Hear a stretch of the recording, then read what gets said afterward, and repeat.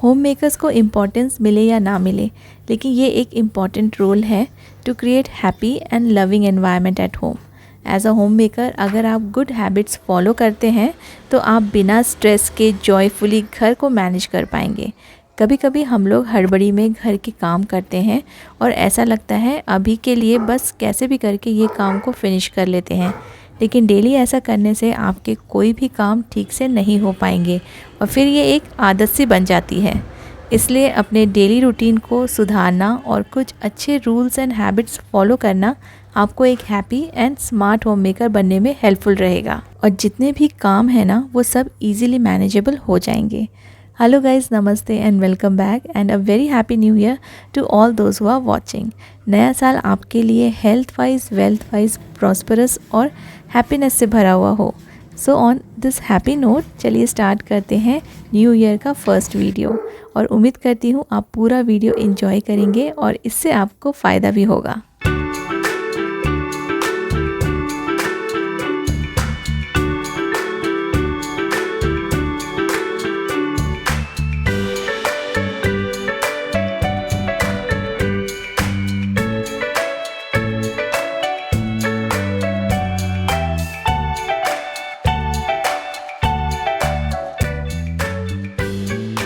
Travelling and vacation किसे अच्छा नहीं लगता है, लेकिन ये शॉर्ट एंड स्वीट वेकेशन कैसे निकल जाता है बिल्कुल पता नहीं चलता।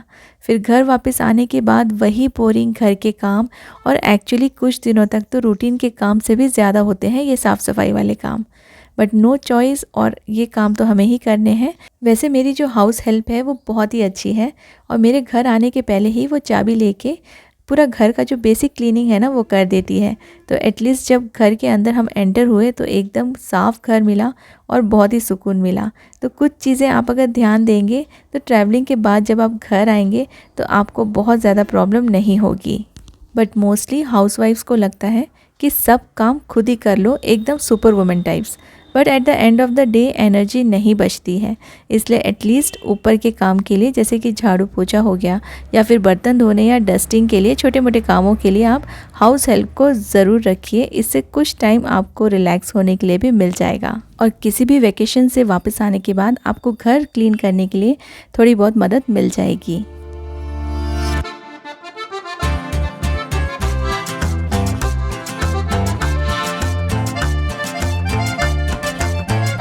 घर की साफ़ सफाई के अलावा दूसरे भी ऐसे बहुत सारे काम हैं जिसमें थोड़ा टाइम और मेहनत लगती है।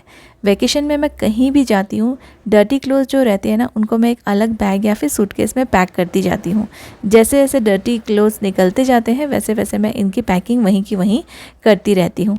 तो इससे मुझे पता होता है कि ये एक बैग है जो पहले एम्प्टी करना है और मुझे फिर सॉर्टिंग की ज़रूरत नहीं पड़ती और टाइम भी वेस्ट नहीं होता है। बस बैग ओपन किया और पूरे गंदे कपड़े मशीन में। और ऐसा करने से घर वापस आने के बाद बहुत ज़्यादा आपके सर पे काम नहीं होता है, क्योंकि सॉर्टिंग में बहुत ज़्यादा टाइम लग जाता है। साफ़ कपड़े अलग करो, फिर गंदे कपड़े अलग निकालो, फिर कई बार तो पता भी नहीं चलता है कि कौन से कपड़े साफ़ है और कौन से गंदे। इससे बस अब मैं ये बैग उठा के ऊपर लाई हूँ और बस बिना टाइम वेस्ट किए मुझे इसे मशीन में डालना है और ये वॉश हो जाएंगे। तो कुछ ऐसी छोटी मोटी बातें आप ध्यान रखिए जब भी आप ट्रैवलिंग करते हैं या ट्रैवलिंग नहीं भी करते हैं तो घर में भी जब हम कुछ काम करते हैं ना तो ये छोटी छोटी बातों का ध्यान रखेंगे तो आपको काफ़ी आसानी होगी अपने घर के काम निपटाने में।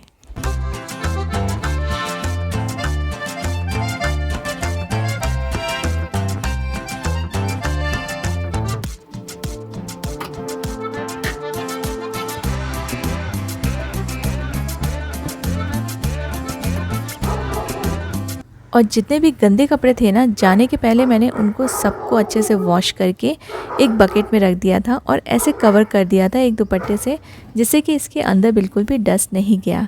तो आज सबसे पहले तो मैं इनको फ़ोल्ड करके रख दूँगी और फिर ना अगर मैं इन्हें आज फ़ोल्ड नहीं करूँगी तो जो अब वॉश हो रहे हैं ये सारे के सारे पाइल अप होते जाएंगे और इनका जो पूरा ढेर जम जाएगा और फिर इतने सारे कपड़े फ़ोल्ड करने में भी बहुत ज़्यादा मुश्किल होता है। एक और बहुत अच्छी हैबिट है, जब भी आप कहीं बाहर निकलते हैं, चाहे 4 दिन के लिए जाएं या 10 दिन के लिए जाएं, आप अपने बेड को ना किसी भी पुराने बेडशीट से कवर करके रखिए। अगर ये कवर रहेंगे तो आने के बाद आपको जो बेडशीट्स हैं वो निकाल के वॉश नहीं करना पड़ेगा। इससे भी आपका टाइम बचेगा, मेहनत बचेगी और बेफालतू में ना हमें साफ़ बेडशीट भी वॉश करनी पड़ जाती है। इसलिए ये साफ़ रहेंगी। आप बस इसके ऊपर कोई भी पुरानी बेडशीट स्प्रेड कर दीजिए और जितने भी कुशन्स हैं या पिलोज़ हैं उसको भी आप इस पुरानी बेडशीट के नीचे डाल दीजिए, तो इनमें भी ना बिल्कुल डस्ट नहीं आएगा। तो देखिए, आप जब घर आएंगे आपको साफ़ सुथरा बेड मिलेगा और ये जो छोटा मोटा काम है ना, इससे भी आप बच जाएंगे, क्योंकि बहुत सारे ऐसे काम होते हैं जो हमारा जो टाइम है ना वो वेस्ट कर देते हैं और अननेसेसरी हमको क्लीनिंग करनी पड़ती है। तो ये सारी चीज़ें अगर कवर्ड रहती हैं तो आपका जो बेड है, बेडशीट है, जो पिलो कवर्स हैं वो बिल्कुल भी डस्टी नहीं होते हैं।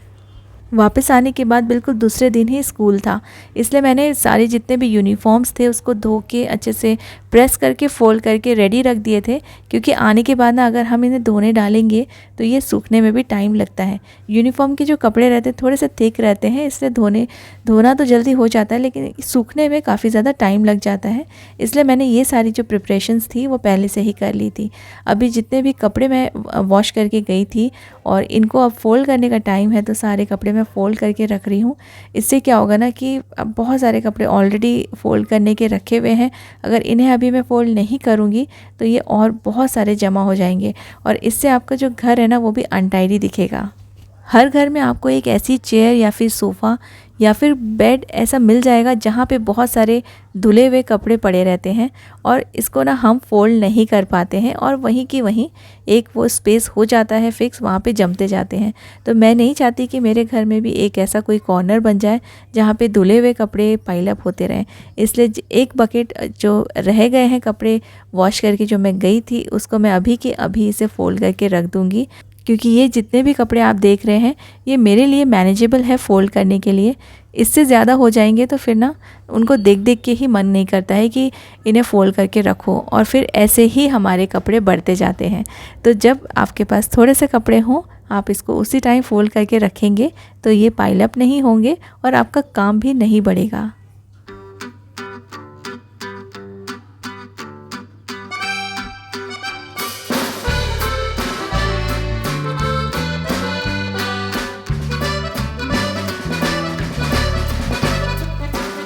जो भी चीज़ें मैं लेती हूँ वो हमेशा मैं आपके साथ शेयर करती हूँ। तो मुंबई से मैंने बहुत ही अच्छी कुछ छोटी मोटी चीज़ों की शॉपिंग की है, तो आपके साथ आज वही शेयर कर रही हूँ। काफ़ी सुंदर है और मुझे बहुत ही रीज़नेबल रेट में मिल गया। तो ये जितनी भी चीज़ें शेयर कर रही हूँ ये अभी तो सब ज्वेलरी है। तो मैंने कुछ नेकलेस लिए थे और कुछ मैंने ईयररिंग्स लिए थे। तो ये कलरफुल नेकलेस है जो कि हर ड्रेस में ये सूट हो जाएंगे और मैंने एक रेड कलर का भी नेकलेस लिया है। तो ये ऐसी चीज़ें मैंने ली हैं जो हर ड्रेस में सूट हो जाएंगी। कुछ ईयररिंग्स मैंने वहाँ से ली है। ये सारी चीज़ें ना मुझे 100 और 150 अराउंड इसमें मिल गई थी और काफ़ी सस्ता मिल गया था। और इनकी जैसे मैंने आपको पहले ही बताया था कि क्वालिटी भी काफ़ी अच्छी रहती है, कई सालों तक ना ये ख़राब नहीं होते हैं। तो कुछ ईयररिंग्स, नेकलेस और मैंने बैंगल्स भी ली थी। तो ये सारी चीज़ें मैं जब भी पहनूंगी ना तो आपके साथ ज़रूर से शेयर करूँगी। मुझे काफ़ी अच्छे लगे हैं ये। और ये झुमके भी वहाँ से मुझे 100 रुपीज़ में मिल गए थे, जो कि नॉर्मली हम कहीं भी ख़रीदने जाएंगे ना तो ये काफ़ी कॉस्टली मिलते हैं। जब रोड साइड शॉपिंग हम लोग करते हैं ना तो काफ़ी सारी बार्गेनिंग करनी पड़ती है। तो मैंने बहुत सारी बार्गेनिंग करके ये सारी चीज़ें खरीदी है बहुत ही सस्ते में। आपको ये नेकलेस और ईयररिंग्स कैसे लगे मुझे ज़रूर कमेंट करके बताइएगा।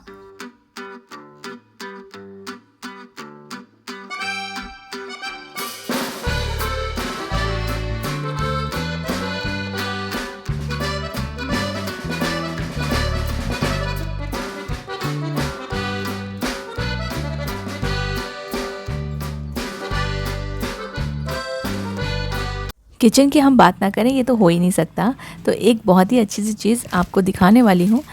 एक किचन के लिए प्रोडक्ट मैंने लिया था, ये मैंने अमेज़ॉन से लिया था। ये एक ऑयल डिस्पेंसर है और इसे ना पराठा या डोसा जिसमें भी आप ऑयल स्प्रेड करके लगाते हैं तो ये काफ़ी इजीली हो जाता है। हो सकता है कि आप इसे ऑलरेडी यूज़ कर रहे हों, क्योंकि काफ़ी सारे लोग इसको यूज़ करते हैं और ये काफ़ी कॉमन प्रोडक्ट है। बट मेरे पास नहीं था और मैं फ़र्स्ट टाइम यूज़ कर रही हूँ, लेकिन मुझे ये यूज़ करने में काफ़ी कन्वीनियंट लगा, इसलिए आपके साथ शेयर कर रही हूँ। अब जब भी इसे अपने किचन में यूज़ करेंगे ना, तो आप ऑयल भी सेव कर पाएंगे और आप अपना टाइम भी सेव कर पाएंगे। और इसको यूज़ करना काफ़ी इजी है, बस इसमें ऑयल रिफ़िल कर दीजिए और ये सिलिकॉन का इसका लिड है, ये आप लगा दीजिए। और इसको कवर करने के लिए भी ऊपर से एक ट्रांसपेरेंट लिड दिया हुआ है, तो आपके किचन में ये रखा रहेगा तो इस पर डस्ट नहीं पड़ेगा। किचन के कोई भी प्रोडक्ट अगर मुझे यूज़ करने में कन्वीनियंट लगते हैं, इजी लगते हैं और वो ज़्यादा महंगे भी नहीं होते हैं, तो मैं आपके साथ हमेशा से शेयर करती हूँ, क्योंकि मैं ये सोचती हूँ कि अगर मेरा फ़ायदा हो रहा है तो जितने भी मेरे व्यूअर्स हैं उनका भी फ़ायदा होना चाहिए। तो ये मुझे काफ़ी अच्छा लगा है, आप इसे ले सकते हैं अमेज़ॉन से, बहुत कॉस्टली नहीं है, 300 के अंदर ही आप इसे परचेज़ कर सकते हैं। तो इसका जो लिड है वो सिलिकॉन का है, इसलिए जब आप इसे यूज़ करेंगे तो जो ऑयल है वो स्पिल नहीं होगा और आपकी बॉटल्स और आपके जो काउंटर टॉप है जहाँ कहीं भी आप इसे रखेंगे वो बेस ख़राब नहीं होगा। इसलिए मैं इसे आपके साथ शेयर कर रही हूँ, क्योंकि मोस्टली जब भी हम लोग कुछ भी पराठा या डोसा बनाते हैं तो या तो हमें स्पून डालना पड़ता है अपने जो ऑयल डिस्पेंसर है उस पर, या फिर जो हम ऑयल डिस्पेंसर डायरेक्टली यूज़ करते हैं वो काफ़ी ऑयल स्पिल होता है उसमें से, उनको बार बार हमें क्लीन करके रखना पड़ता है। और जहाँ कहीं भी हम रखते हैं वो जो एरिया है, वो जो सरफेस है वो भी गंदा होता है। और ऑयल ऐसी चीज़ है ना जो डेली कुकिंग में यूज़ में आती है, इसलिए अगर ये कन्वीनियंटली हम यूज़ कर पाएँ तो बहुत ही अच्छा रहेगा, हमारे काम भी कम होंगे और हमारा जो ऑयल है वो भी वेस्ट होने से बच जाएगा। इनफैक्ट क्लीनिंग का जो टाइम है वो भी हमारा सेव हो जाएगा।